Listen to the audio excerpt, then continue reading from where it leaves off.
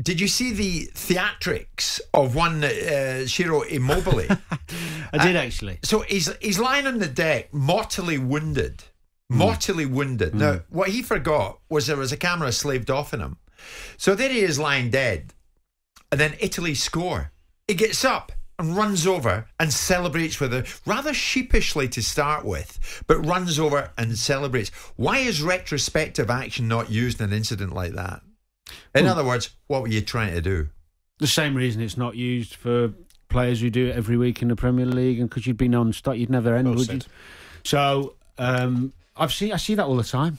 That was obvious one, but I see it all the time. You know, when you see a free kick go, a team building up an attack, and one of their players is down, and in the corner of your eye, especially when you're at a game, and you see them get up and then get themselves in the box nearly, or get themselves back. Happens all the time, Jim. But it shouldn't, Danny, should it? But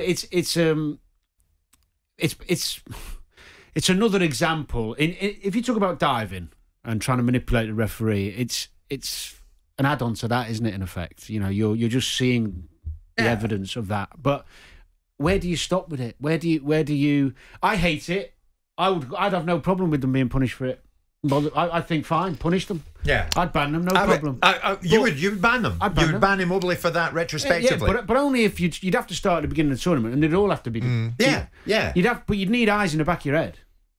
You'd need cameras all over the place, and you'd need. But they have cameras all over the place. Exactly. So, but where he was guilty as charged. But Jim, look. First of all, it's systemic in the game. So I don't like the notion that we need to start picking out Italian players. No. We've got Italians to play in games coming forward, and we'll build up ahead of momentum that the Italians will look at and say, "Well, hang on a second. We see it to happen in your Premier League week in, week out.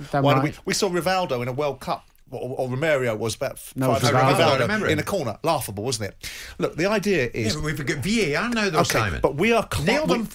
We are complaining and bitching and whining about VAR getting involved in the game. If it doesn't affect the game, it's what it is a blot on the landscape. What it needs to be done with is a referee needs to be able to make a decision in the game. If a referee sees it, right, he needs to be able to take action about it in the game. Yellow card the player. If he doesn't see it, it doesn't affect the game, the guy just looks like a Berk. Yeah. And is it really that big a deal? If it's not affecting a game, we're getting all pious about it and a little bit pretentious about it because it's rife in our game. Hang on, he's conning us. Who's he conned? He's beating a laughing stock of a high-profile Hold on.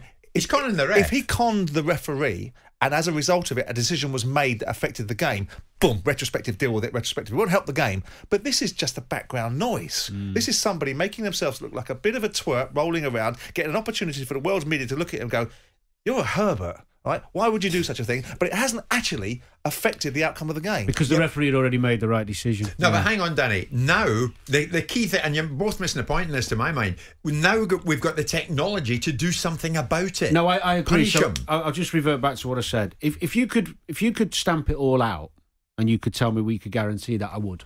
And I'd be on board with it. But you're talking about that type of incident happens nearly every game in the Premier League that I cover. Yeah. And where does it stop?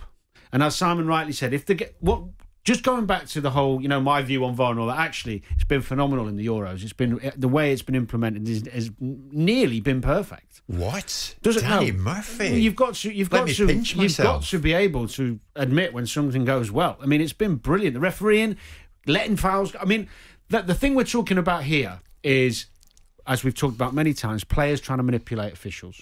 Yeah. I think it's happened less in this tournament than any other because of the referee's insistence to keep play going. How many times have we seen players roll over and the ref just go, carry on, carry on? It's been great. Yeah. So they've stopped doing it. And that's the way to do it. By better refereeing and better decision-making by those on the pitch officiating, that's exactly right. You lose those little moments because they think, I'm actually diving for We've all lost our minds about VAR when really and truly it's always been about the quality of officiating on the pitch. And if you're looking at instances that happen on the pitch and we have to go back afterwards, and these instances didn't affect the game, but they affect our sensitivities, they affect our sensibilities. We look at it and say, if we can nick these people, we can stop it, we can prevent it. We won't prevent it. What I'd like to see is more in-game management. So if a fourth official sees it, if a lino sees it, if the referee sees it, it gets dealt with in real time and not necessarily having to use technology to go back and deal with an instance which is really just about bad form.